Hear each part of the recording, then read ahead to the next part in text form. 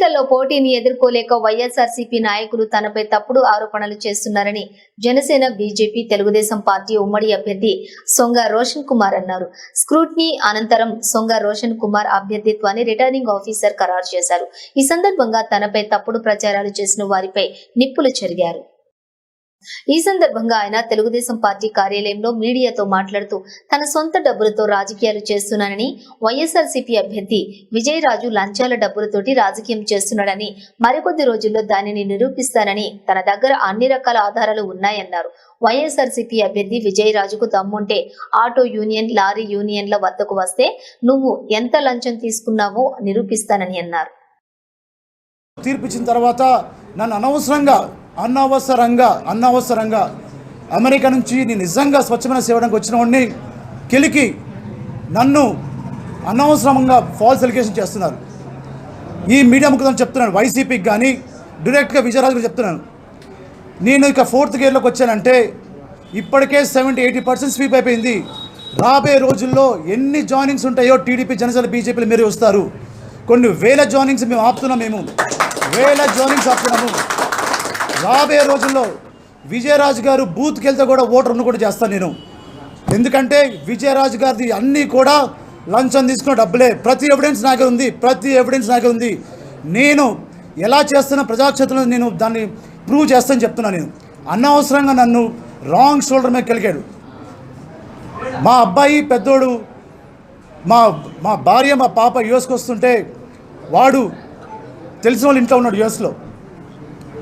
విజయ మా పిల్లోడు చెప్పింది, హసి నీకు ఎప్పుడైనా చెప్పు, నేను వస్తాను. నేనంటే వాడు ఒకటే అంట, మామీ డాడీ నువ్వు ఒక పర్పస్ వెళ్తున్నారు, మీ పర్పస్ మీరు ఫుల్ఫిల్ చేయండి, నేను ఇక్కడ ఉంటాను. నేను ఇబ్బంది. ఒక 12 year అబ్బాయి చెప్పాడు. మీకు ఎందుకు చెప్తున్నా అంటే మా సాక్రిఫైస్ అలా ఉంది. అబ్బాయి ఒక దగ్గర, మీ ముగ్గురు ఒక దగ్గర. మీకు తెలియదు మేమేమి సాక్రిఫైస్ చేస్తున్నాం అనేది. మాకేం సరదా కాదు. 45 degrees 40 degreesలో చెమటల్లో తిరుగుతూ ప్రజలతో మమేకమై ప్రజా సమస్యలపై మేము తిరుగుతూ చేస్తుంటే తమాషా తీసుకొని ప్రతిసారి దండం పెట్టి ఒక గవర్నమెంట్ ఆఫీసర్ వచ్చి రాజకీయాలు వేస్తే ఊరుకుంటామా చెప్పు. లంచాలు తీసుకుని రాజకీయాలకు వచ్చి నువ్వు ప్రూవ్ చేయి అన్న విజయరాజు, నువ్వు ప్రూవ్ చేయి. ఒక్క లారీ మాట్లాడు వైసీపీ గురించి. వాళ్ళ నామినేషన్ దాని తప్పులు లేవా? నా దాని తప్పులున్నాయా? నేను ట్రాన్స్పరెంట్గా వైట్ పెన్ చూపిస్తే నా మీద అలిగేషన్ చేస్తారా? నువ్వు విజయరాజు నిజంగా ఫేర్ ఉంటే నడు, ఆటో వాళ్ళ దగ్గరికి వెళ్దాం, కార్ల దగ్గర వెళ్దాం. నేను చూపిస్తా కదా. ఈ రోజున వైసీపీ వాళ్ళకి ముఖం చెల్లకుండా ఇంకోటి చేస్తున్నారు. దళితుల మధ్య చుచ్చు పెడుతున్నారు, మాలా మాదిగ మధ్య చుచ్చు పెడుతున్నారు. ఇది మాలా మాదిగ యుద్ధం అని చెప్పి విజయరాజు అన్ని చోట్ల ప్రచారం చేస్తున్నాడు. దళితులారా మేల్కొనండి. ఇది చింతలపూడి నియోజకవర్గం, అందరి నియోజకవర్గం.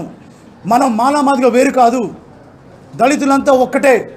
దీన్ని మీరు ట్రాప్లో పడి అనవసరంగా ఇలాంటి రాజకీయ నాయకులను ప్రోత్సహిస్తే మన జీవితాలు సంకనాకిపోతాయి. ఇప్పటికే చింతలపూడిలో ఒక రోడ్డు లేదు, ఒక డ్రైనేజ్ లేదు, ఒక అభివృద్ధి లేదు, ఒక చదువు లేదు. కేవలం లంచాలతోటి ఓట్లకి నోట్లు ఇచ్చి ఓట్లు సంపాదించుకొని వచ్చిన తర్వాత దండాలు పెట్టుకుని వెళ్తున్నారు. 5 సంవత్సరాల్లో ఇప్పుడున్న ఎమ్మెల్యే ఎలీజా గారికి ₹1 కోటి ఇస్తే అభివృద్ధికి చింతలపూడి నియోజకవర్గానికి ఈ విజయరాజు లేకపోతే పాత ఎంపీ, కొత్త ఎంపీ వచ్చి దండాలు పెట్టి మాకు గెలిపియండి, అభివృద్ధి చేస్తా అన్నారు. 5 సంవత్సరాల్లో 3 లక్షల జనాభాకి 36,000 మెజార్టీ వచ్చిన ఎలీజా గారికి ₹1 కోటి ఇస్తే నువ్వు రేపు పొద్దున ఏం అభివృద్ధి చేస్తావు? ఒక విజయ నాయకుడు నారా చంద్రబాబు నాయుడు గారు సినిమాలో సంపాదించిన డబ్బులు ప్రజలకు ఖర్చు పెడుతున్నారు. పవన్ కళ్యాణ్ గారు పెళ్లి చేసుకోకుండా దేశాని కోసం పోరాడుతున్న మనిషి మోడీ గారు. ఇలాంటి నాయకత్వాలను పనిచేయడానికి వచ్చిన నేను, ఒక మంచి జీవితం అందుకొచ్చిన నేను, నన్ను ప్రోత్సహించాల్సి పోయి నా మీద బురద వెళ్తున్న అనవసరంగా. దీన్ని నేను చాలా సీరియస్గా తీసుకుంటున్నాను. కేవలం దీన్ని ప్రజాక్షేత్రంలో ప్రజల గురించి నేను పోరాడి, నేను ప్రజా జీవితంలో నేను ముందుండి ప్రజల కోసమే నుంచుంటాను. అవసరమైతే చింతలపూడి నియోజకవర్గ ప్రజల కోసం చనిపోతానని చెప్పి మాటిస్తూ